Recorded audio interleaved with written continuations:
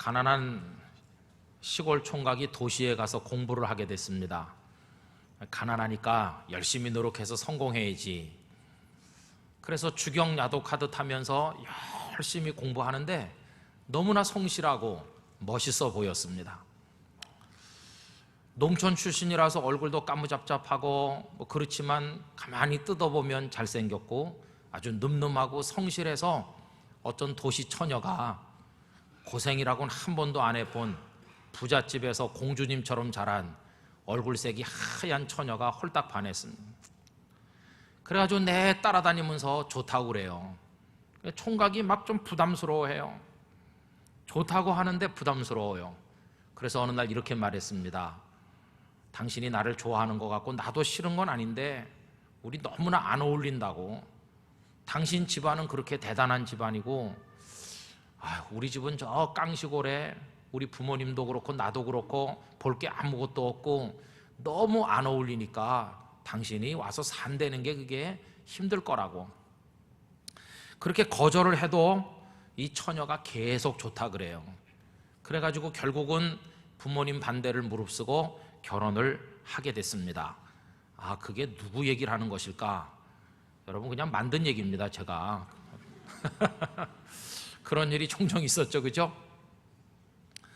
그래갖고 이제 살게 됐는데 여러분 생각을 해보십시오. 상상을 해가지고 이제 이런 명절이 되는 겁니다. 그래가지고 난생 처음 새색시가 이제 시부모님 있는 저 두메산골 깡시골 이제 거기 찾아가게 됐죠. 그랬더니 새아기 왔다고 그러면서 음식도 맛난 거 만들고 살갑게 맞아주시는데 너는 아무것도 하지 말라고 그래요. 그냥 여기 가만히 있으라고 그래요. 그런데 어떻게 며느리가 돼가지고 가만히 있겠습니까? 그래도 팔 걷어붙이고 나가서 좀 거들어야죠. 그래가지고 이제 바깥에 나갔어요. 나갔더니 이게 그때부터 이제 문제 연속인 겁니다. 가서 보니까 시골 부엌은요, 요새는 다 계량 부엌이 됐지만 옛날에는요 푹 꺼집니다. 부엌이 얼마나 부엌 바닥이 깊은지 몰라요. 또 그 마당에서 부엌 넘어가는 문턱이 얼마나 높은지 자꾸만 걸려요. 가보니까 또 아궁이에다 또 장작까지 떼야 되는 것이고, 또 뭐 수도꼭지 돌리면 물이 콸콸 쏟아져 나오는 것도 아니고 물 저기 가서 운물에서 퍼가지고 와야 되는데 하나도 해본 적이 없어요. 모든 게 손에 익숙하지 않고 실수 연발이고 할 줄 아는 것도 아무것도 없고, 그래서 드디어 현실 감각이 생겼어요. 야, 내가 이런 집에 시집 왔구나. 이제 그렇게 하고 당황하고 있는데 남편이 와요. 우리 가족이 어떻게 살았는지 이제야 좀 알겠지요. 그러더니 당신은 여기 가만히 있으라고. 내가 물도 떠오고 다 한다고. 그러면서 신랑이 나갔는데요, 신랑은 온물물도 잘 퍼올리고 아궁이에 불도 잘 떼지, 쌀이 빗자루로 마당도 쫙쫙 잘 쓸지. 신랑은 너무너무 잘해요. 얼마나 익숙한지 몰라요. 그래서 불현듯이 깨달았습니다. 이 사람은 이 집 사람이 맞구나. 여기서 태어나서 여기서 살아서 우리 남편은 이 집 사람이야. 나는 이제 시집을 오긴 왔지만 이 집하고 공유되는 부분이 없어요. 모든 게 낯설고 모든 게 어색하고, 야, 나는 이제부터 시작이구나, 그런 생각이 듭니다. 여러분, 그렇게 새색시가 당황하고 있을 때 일가 친척들이 와가지고 예쁘다고 그래주고 이런 데 와서 고생한다고 그래주고 그러면 좋은데 못된 시누이라도 있어가지고 말이죠, 배웠다는 여자가 그것도 못하냐고 그러고 친척들이 와서 뭐 한마디씩 해대면 이 젊은 여인이 무슨 생각이 들겠습니까? 아마 몇 가지 생각 중에 하나가 머릿속에 떠오를 것 같아요. 그 첫째는요, 후회하는 거죠. 후회. 이 남자에게 내가 뭘 볼 게 있다고 시집을 왔을까? 그때 눈에 뭐가 씌었었나 보다. 공감하시는 분도 계실지도 몰라요. 그죠? 그러면서 후회가 막 솟아나요. 이 집에 내가 왜 시집을 왔는지 도대체 마음이 말이죠, 이제 멀어지기 시작해요. 싫은 생각이 들어요. 시댁 식구들이라고 하나같이 생긴 것도 그렇고 말하는 본새도 그렇고 이건 도대체가 같이 살 사람이 못 된다. 여러분, 이런 감정이 악화되면 결국은 가정이 깨지겠죠. 그죠? 또 하나는요, 가정이 깨지지는 않지만 계속 삐그덕대면서 불편하게 살겠죠. 신랑 손목 붙들고 1시간이라도 빨리 올라가자 그래갖고 올라왔어요. 그 다음부터 가급적이면 시골 얘기는 안 해요. 그냥 우리 둘만 행복하면 될 거 아닌가, 애써서 무시하면서 살아요. 없는 척하고. 근데 어쩌다가 남편이 시골집 얘기하고 시부모님 얘기 꺼내면 뭔가 두 사람 사이에 담장이 막혀 있는 것 같이 썰렁해지고 서먹서먹한 게 뭔가 이렇게 통하질 않아요. 같이 살긴 살지만 어딘지 불편하고 이 사람이랑은 영영 가까이 지낼 수 없는가 보다, 그런 어색함이 생기면서 이게 잘 맞질 않아요. 살아도 참 힘들죠, 그죠? 그렇게 사는 분도 의외로 많을 거라고 생각합니다. 그럼 여러분, 이때 이 여인이 선택할 수 있는 게 그 두 가지뿐이겠습니까? 그건 아니죠. 그 여인이 택할 수 있는 길이 하나 더 있습니다. 이렇게 말하는 거죠, 남편에게. 여보, 요번에 명절에 가서 참 망신만 많이 당하고 내 참 미안했어요. 내가 언제 일이라고 해봤어야 말이지. 더군다나 나 그런 시골집은 난생 이번에 처음 가봤는데 내가 할 줄 아는 게 아무것도 없더라고. 내가 불을 언제 떼봤나, 우물물을 길어봤나, 참 내가 할 줄 아는 게 없어서 너무나 미안했는데 이제 나도 당신 집 식구가 될 테니까 내가 노력할 테니까 당신이 조금만 기다려달라고, 내가 부모님에게 꼭 맞는 며느리가 될 거라고.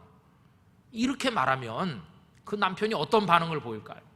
남편이 너무 감격해가지고 그 아내를 꼭 안아주면서 당신같이 좋은 여자는 없을 거라고, 그러면서 남편이 아내를 너무너무 위해주지 않겠어요? 여러분, 어떻게 처신하는 거에 따라서 이 여인의 그 가정생활이 행복할 수도 있고 그렇지 않을 수도 있는 거 아닙니까? 자, 이러면서 이제 노력을 하기 시작했어요. 좀 익숙해져 보려고, 그 집 식구 돼 보려고. 그러면서 한 2년 3년 지나다 보니까 아기들이 태어났어요. 이제는 아기 엄마가 됐어요. 그리고 이제는 조금 부끄러움도 덜 타고, 이제는 그 시골집도 여러 번 왔다 갔다 하다 보니까 익숙해졌어요. 이제는 척하니 아기 풀어놓고는 허름한 옷으로 갈아입고 나와서 뭐 이제 아궁이 불도 잘 떼고 물도 잘 길어오고 이젠 잘해요. 이제 많이 익숙해졌어요. 일만 익숙해진 게 아니고 그 집 분위기에도 익숙해졌어요. 시부모님이 식성이 어떠신지 잘 알게 됐어요. 그리고 시부모님 성격이 어떠시고 아버님 어머님 말할 때 어떤 억양으로 어떻게 말씀하는지 다 알 수 있게 됐고, 이제 그 마을 고개 너머에는 어떤 친척이 살고 누가 사는지도 이제 다 알게 됐어요. 옛날에 처음 갔을 때는 친척들이 와서 얼굴 구경할 때 부끄러워가지고 가만히 있었는데 이제는 좀 푼수 아줌마가 돼가지고요, 이제는 먼저 인사하고 너스레도 떨면서 이제는 그 집 식구들하고 너무너무 잘 어울려 잘 살아요. 여러분, 이게 익숙해져 간다는 겁니다. 익숙해져 간다는 것은 이제 그 집 식구가 되어 간다, 그런 뜻 아니겠어요? 그러면서 이제 5년, 10년, 15년 세월이 흐르겠죠. 그러다 20, 30년 훌쩍 지나면 애들이 이제 다 컸어요. 이제 자신은 더 이상 새색시가 아니에요.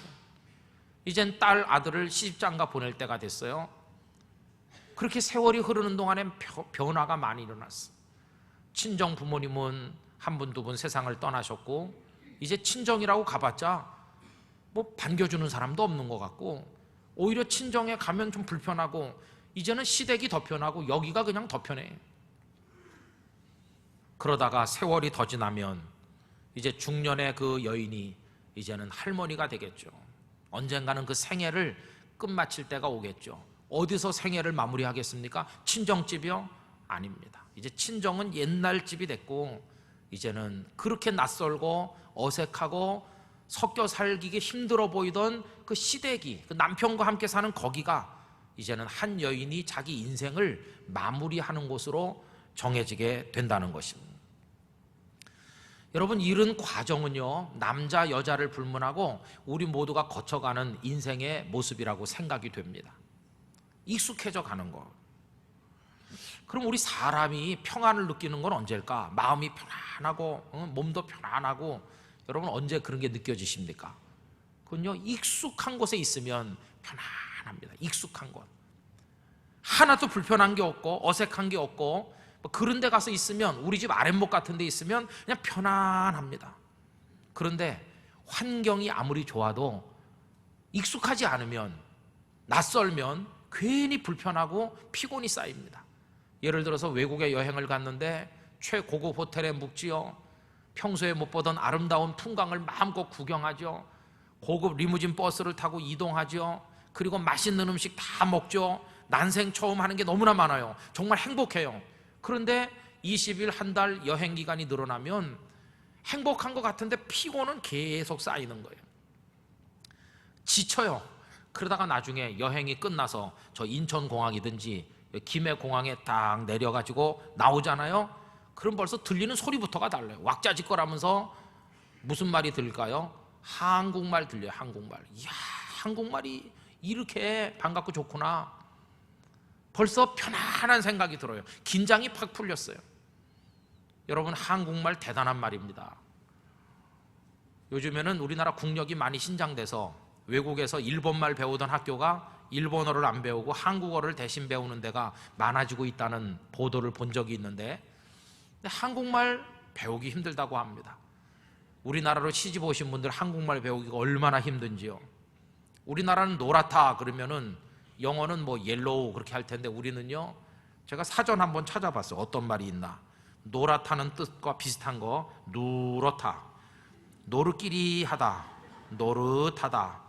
전 처음 보는 말도 있는데 노르무레하다 그런 말도 있어요.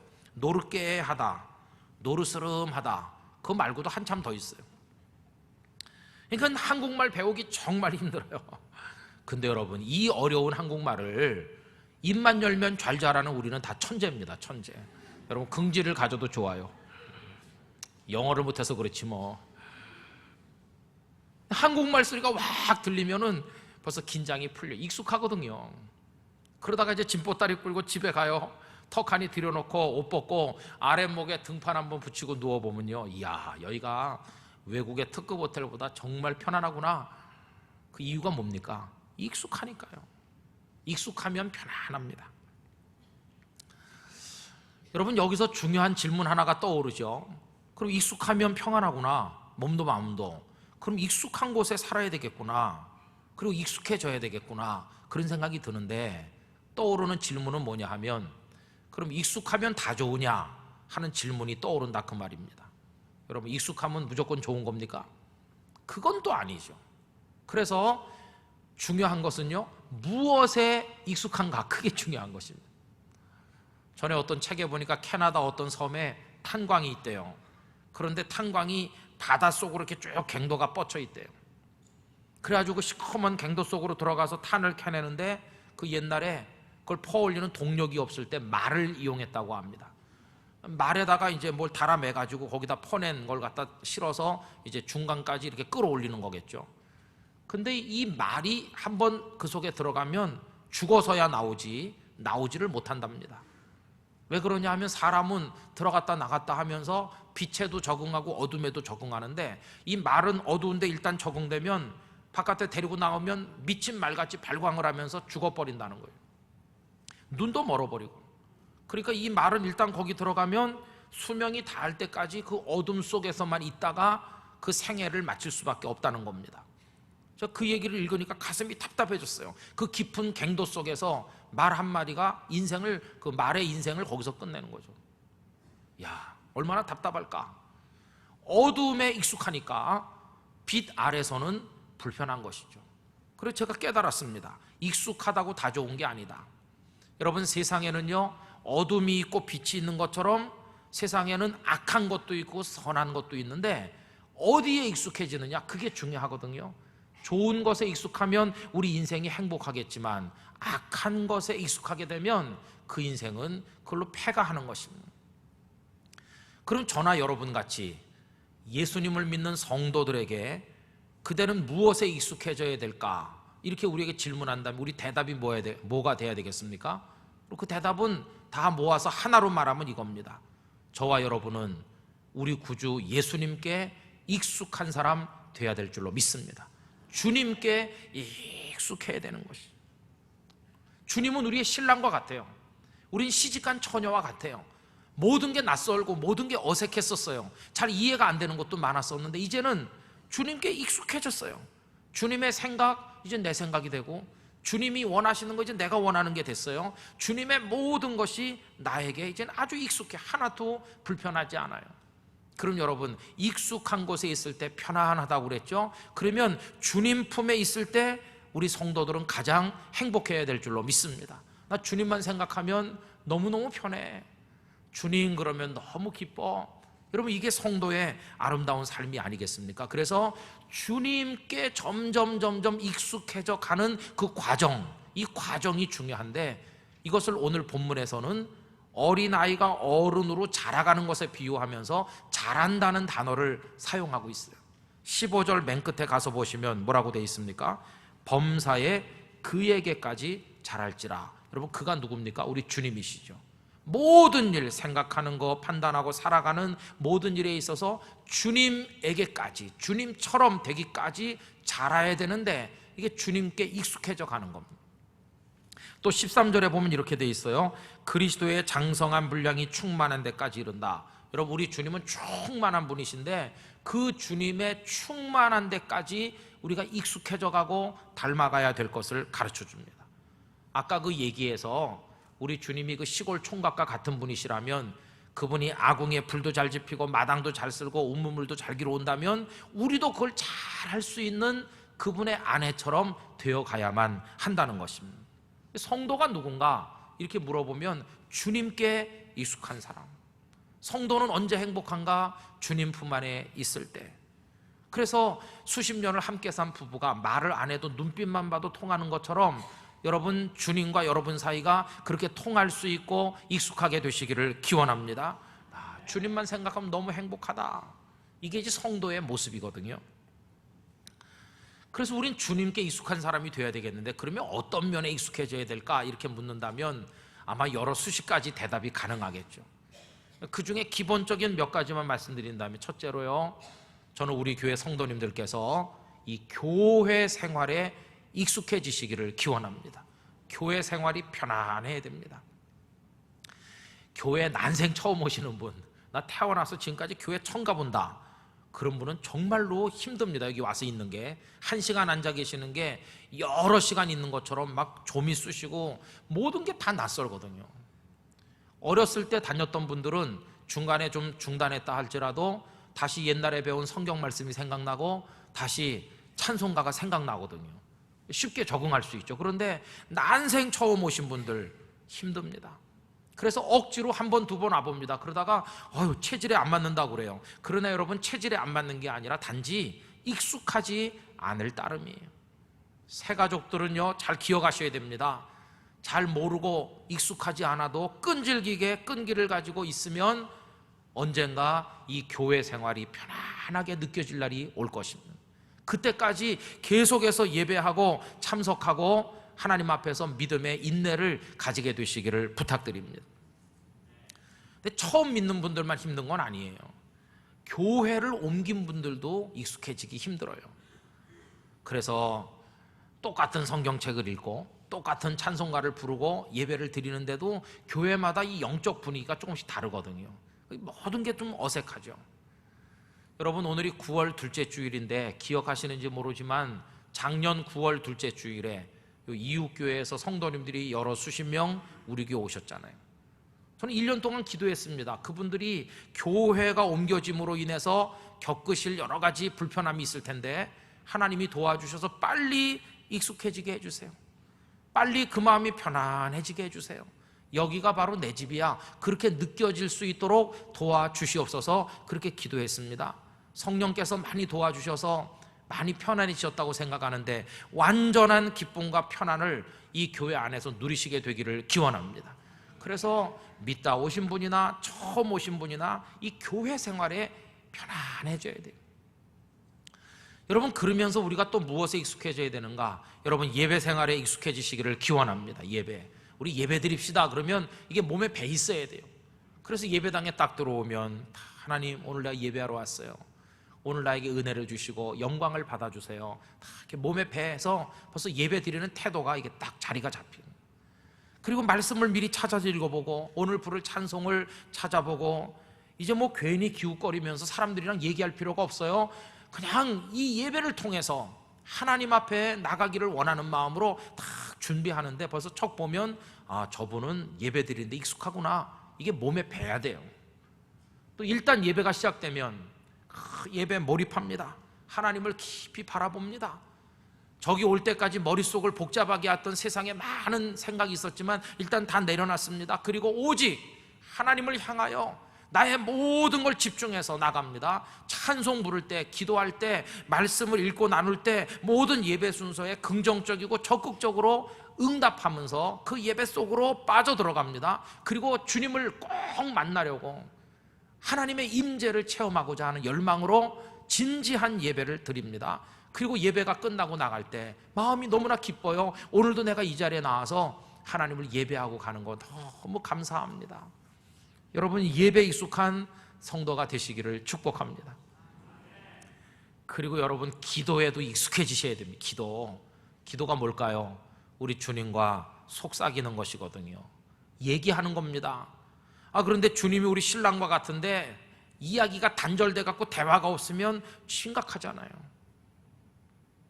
신문에서 보니까 어떤 부부가 그 여자 보면 말하기도 싫고 그 남자 보면 말하기도 싫었대요. 그래가지고 부부가요, 말을 안 한대요. 같이 살긴 사는데. 아니 어떻게 같이 사냐, 말을 안 하면서. 그랬더니 쪽지로 한대. 쪽지 종이에다가 써가지고, 그럼 또 주워서 보고 또 기분 나쁘니까 또 써갖고 집어 던지는데 이걸 6년 동안 했대. 6년. 그랬더니 법원에서 제발 따로 살아라, 종이도 아깝고. 그런 부부가 이 대한민국에 있더라고요. 말 안 해요. 여러분, 기도는요 우리 주님과 속삭이는 겁니다. 주님 이렇게 부르면요, 부정적이었고 절망적이었던 나의 인생에 대한 모든 생각이 다 사라지면서 내가 있다, 걱정하지 말라, 마음의 평화가 쫙 찾아옵니다. 그러면서 내 속에 부정한 것들이 많이 있었는데 주님이 나를 다 씻으시는 감격을 맛보게 됩니다. 주님을 부르기만 해도 너무나 기뻐요. 어떤 때는 막 소리질러 기도하기도 해요. 어떤 때는 조용히 묵상으로 기도하기도 해요. 기도하는 시간이 가장 즐거워. 여러 시간이 훌쩍 지나갔어요. 언제 지나갔나? 어떤 때는 시간을 정해놓고 기도하기도 하고, 어떤 때는 바쁘게 사무실을 찾아다니면서 사람들하고 만나서 거래도 하고 하면서 마음속으로 순간순간 기도해요. 이제는 기도가 일상생활로 옮겨졌어요. 매 순간이 기도의 순간이 되고 쉬지 말고 기도하라는 말씀이 이해가 되고, 그럴 때마다 주님이 바로 여기 같이 계신 걸 알게 돼요. 주님이 날 도우시고 동행하시는구나. 여러분, 이 기도의 기쁨을 맛보면서 사시기를 축복합니다. 기도가 익숙해져요. 아버지 하나님, 주님, 이게 그냥 부드럽게 나와야 돼요. 불편하지 않게, 이상하지 않게. 기도에 익숙한 성도, 기도에 익숙한 성도가 되면 응답의 기쁨도 익숙해질 줄로 믿습니다. 그리고 여러분, 성도는요 이 성경 말씀, 하나님 말씀에도 익숙해야 돼요. 왜 예배가 지루할까? 주된 이유는요, 설교가 지루해서 그래요.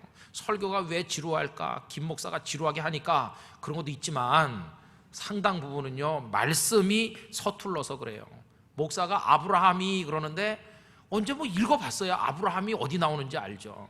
모르는데요 뭐. 그러니까 무슨 말이 잘 이해가 안 돼요. 알 것 같기도 하고 모를 것 같기도 해요. 그런데 어떤 분은 아브라함은 이해하는데 여호수아는 이해를 못해요. 왜냐하면 맨날 창세기까지만 읽었으니까. 해바뀌면 하루 석 장씩, 올해는 꼭 성경 읽도 기어코 노력해가지고 창세기를 돌파해서 출애굽기 가면 뭐 이상한 뭐 언약궤 만드는데 무슨 기록지가 나오고 뭐 몇 규빗 하나도 모르겠다. 그러니까 맨날 창세기 도사라, 창세기. 아브라함 그러면 잘 알죠. 근데 그 뒤에 있는 거 얘기하면 잘 모르죠. 그러다가 저 뒤에 가면요 오바댜서 그런 거 있거든요. 오바댜서를 본문으로 택하면은 설교 끝날 때까지 찾아도 못 찾아. 이게 한 장밖에 없기 때문에 어디 붙어 있는지. 그러니까 이게 잘 안 돼요. 근데 여러분, 말씀에 익숙해지면 어떤지 아십니까? 목사가 한마디를 하면요 내 영혼에서는 여러 반응이 나와요. 그리고 또 다른 말씀이 꼬리에 꼬리를 물고 내 머릿속에 생각나요. 형제들이 그 요셉을 은 20개 팔아먹었다, 요셉 얘기를 하면 벌써 말씀을 많이 아는 분들은 그래, 우리 예수님은 제자에게 팔렸지, 이게 생각이 나요. 목사가 말을 안 해도. 그러면서 한 말씀에서 제기된 질문이 또 다른 말씀에서 해답이 있는 걸 알게 되고, 그 얘기가 또 다음 얘기로 연결되면서 창세기부터 요한계시록까지가 짝이 짝 맞으면서 말씀이 말씀을 해석해 주는 걸 깨닫게 되고, 그 많은 말씀 중에 오늘 내가 곤궁하고 어려운 위기에 빠져 있는데 딱 내 상황에 맞는 해답의 말씀 한마디가 내 영혼에 팍 들어올 때, 야, 하나님이 나에게 말씀을 주시는구나, 이 말씀 붙들고 내가 일어서야지 용기를 가지게 되고, 그렇게 되면 이 말씀을 왜 꿀송이보다 더 달다고 했는지가 비로소 알아지기 시작하는 거예요. 그럼 이제 말씀을 막 읽고 싶어도 하루에도 수십 장씩 읽고 싶고 설교를 듣고 또 듣고 싶고 그렇게 되는데, 이게 말씀에 익숙해지는 것이거든요. 남편이 말해도 무슨 말인지 못 알아듣고 있으면 얼마나 답답합니까?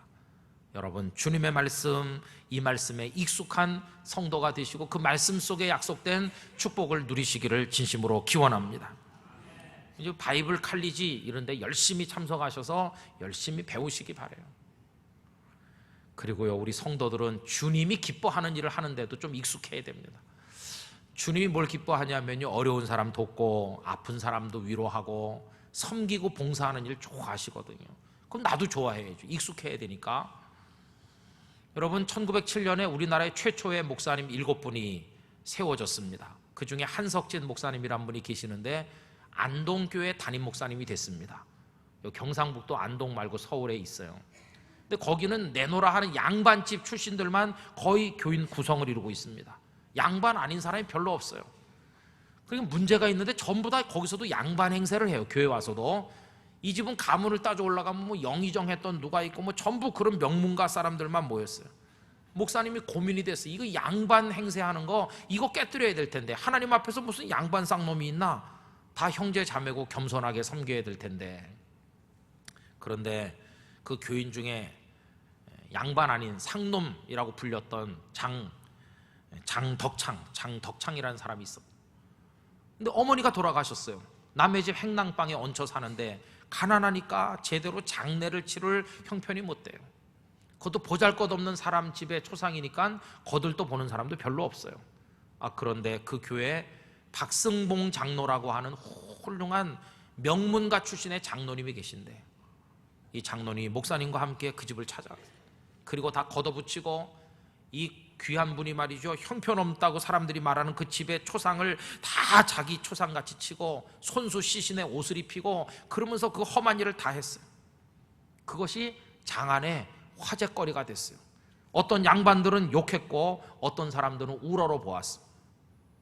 그러고 나서 얼마 후에 외부 대신을 지냈고 구한말의 유명한 엘리트 중에 한 사람이었던 육일준이라는 분이 자기 발로 예수 믿겠다고 안동교회를 찾아왔어요. 어떻게? 그 이야기가 감동이 돼서. 여러분, 박승봉 장로님은 남을 섬기는 일에 하나도 불편을 느끼지 않는, 언제든지 팔 걷어붙이고 나갈 수 있는 그 일에 익숙한 분이었어요. 성도는 이런 일에도 익숙해야 됩니다. 아픈 사람 찾아가는 일에도 익숙하고, 그 다음에 어려운 사람 돕는 일에도 익숙하고, 내 지갑을 여는 일에도 익숙하고, 주님이 원하시는 일을 하는 게 몸에 푹 뵐 때 이게 바로 성장해가는 믿음의 모습이 아니겠습니까? 여러분, 주님께 익숙해지시기를 축원합니다. 주님의 모든 것이 나의 모든 것처럼 되면 이제는 하나도 불편하지 않아요. 그렇게 될 때 주님 안에 행복한 삶을 살아갈 수가 있게 되는 것이죠. 그렇게 되면요, 또 어떤 유익이 있나 하면은 마귀가 와서 우리를 꼬여도 넘어가질 않아요. 어린 애들은요, 아직 어리석어서 사탕 하나만 줘도 홀딱 넘어가기도 해요. 그러나 성장하면 이제 꼬임에 넘어가지 않아요. 오늘 말씀 14절을 다 같이 소리내서 읽어보도록 합시다. 이는 우리가 이제부터 어린아이가 되지 아니하여 사람의 속임수와 간사한 유혹에 빠져 온갖 교훈의 풍조에 밀려 요동하지 않게 하려 함이라. 주님을 닮은 사람은 그 안에는 이제 쏙지 않아요. 아까 그 처녀총각 얘기를 다시 해보면요, 이 여인이 이제는 남편에게 익숙해지고 시댁에도 익숙해지고 그래야 되는데 이게 안 돼요. 계속 겉돌고 어딘가 거리감이 있는 것 같고 시집 잘못 왔나 맨날 후회해요. 그러면 행복하겠습니까? 마음이 붕 떠 있고 후회가 많고 행복하질 않죠. 그러고 있을 때 마귀가 탁 찾아와서 이 여인의 옆구리를 찌르는 거예요. 거 봐라, 너 시집 잘못 왔어. 그 시골뜨기한테 시집 왔고 너 고생하잖아. 그때 그 너 대학 다닐 때 말이야, 니네 옆집에 피부도 하얗고 귀공자같이 생긴 부잣집 아들 홍길동 생각나냐? 홍길동이 그때 널 좋다고 따라다니는데 네가 안 쳐다봤잖아. 근데 내가 요새 알아보니까 홍길동이 너를 못 잊어서 아직도 장가도 안 가고 너를 보고 있단다. 지금이라도 안 되는데 한번 가봐. 이렇게 옆구리 찌르면 홀딱 넘어갑니다. 그래서 홍길동한테 가버리는 거예요. 가정이 깨지는 거예요. 그러나 여러분, 이 여인이 완전히 남편의 가정에 익숙해졌어요. 이제 남편을 사랑해요. 나는 내 남편 하나면 만족해. 그래서 완전히 이렇게 익숙한 사람이 돼서 살면, 남편 품에 행복하면 마귀가 와서 옆구리 찌르면서 홍길동, 김길동, 박길동 아무리 얘기해도 꿈쩍도 안 해요. 여러분, 성도가 주님을 믿고 따를 때 그런 믿음으로 따라야 될 줄로 믿습니다. 마귀가 와서 꼬이면 홀딱 넘어가서 주님 버리고 딴 데 가고, 그거는 제대로 믿는 태도가 아니에요. 그럼 여러분, 서툴고 그런 사람이 익숙해지기 위해서 가져야 될 마음이 뭐겠습니까? 그건 두 가지입니다. 하나는요, 사랑하는 겁니다. 사랑하면 익숙해지고 싶고 익숙해지려고 노력하게 되고, 그 마음에 이제 진실이 실리는 게 그게 중요한 거예요. 사랑과 진실. 여러분, 15절 말씀을 한번 보시겠어요? 그 앞에 뭐라고 되어 있습니까? 오직 사랑 안에서, 첫째는 사랑이고요, 그 다음에 뭐라고 그랬습니까? 참된 것을 하여, 진실된 거, 사랑과 진실. 그런데 이거를요, 말만 하는 게 아니고 실제로 삶을 그렇게 사는 건데, 공동번역에 보면 이렇게 말했습니다. 도리어 사랑 가운데서 진리대로 살면서. 새번역 성경, 사랑으로 진리를 말하고 살면서, 말도 하고 실제로 그렇게 살기도 하고. 무엇을? 사랑과 진실을. 이게 상대방을 대하는 태도죠. 그런 마음으로 계속 살다 보면 어느새 남편의 모든 게 익숙해지게 되는 거예요. 여러분, 사랑하면 익숙해지고 익숙하면 더 사랑할 수 있고 그렇습니다. 우리가 주님 앞에서 그와 같은 사람이 될 수 있기를 간절히 기원하는 것입니다. 저는 우리 땅끝교회 성도들이 주님을 사랑하시길 원합니다. 주님이 여러분들의 영적인 남편이십니다. 말로도 사랑하시고 생활로도 사랑하시고, 또 그분께 진실하길 원하는데 말로도 진실하시고 여러분들의 삶도 주님을 향해 진실하게 되시기를 원합니다. 나 주님밖에 없어요. 주님 이렇게 부르기만 해도 너무너무 행복한 기쁨이 여러분 가슴을 채우고 올라오게 되기를 바랍니다. 수십 년 함께 사는 부부가 그 남편의 뒷모습을 보면서 아내가 생각하죠. 나 참 시집 안 자랐어. 그러면서 그 남편의 뒷모습을 보고 혼자 빙그레 미소를 짓는 것처럼 우리 평생 예수 믿고 살면서 나 정말 주님 안에서 행복해, 이룰 수 있는 사람 돼야 되는 거 아니겠습니까? 여러분, 이게 성장하는 성도의 모습이라면 여러분들이 다 그렇게 되시기를 진심으로 축복합니다. 이제 설교 후에 찬송을 부르려고 하는데요, 듣기는 좋은데 부르긴 좀 어려워요. 근데 가사는 참 좋아요. 주님과 함께 걷는 길은 멀고도 가깝다. 멀지요. 평생 가야 되는 길이니까 멀어요. 그러나 사랑으로 가면 가까워요. 또 끄트머리 가사가 참 마음에 드는데, 고통을 나누며 기쁨을 나누며 주님과 함께 걸어가면 나는 어느새 주님을 닮았어요. 주님께 익숙해졌어요. 주님처럼 되는 거예요. 여러분, 그런 모습으로 여러분들의 신앙생활을 이어나가기를 간절히 기원합니다. 평생 주님 품 안에서 행복한 성도 되시기를 우리 구주 예수님의 이름으로 축원합니다. 다 같이 기도하겠습니다. 이 시간에 주님을 닮아서 주님께까지 자라가는 주님의 아내와 같은 성도가 되게 해달라고 우리 다 같이 통성으로 기도하겠습니다. 거룩하시고 사랑이 많으신 하나님 아버지, 평생 주님께 익숙해지고 주님을 닮고 주님 안에 살고 주님으로 인해서 만족하고 주님께 감사하며 살아갈 수 있도록 이끌어 주시옵소서.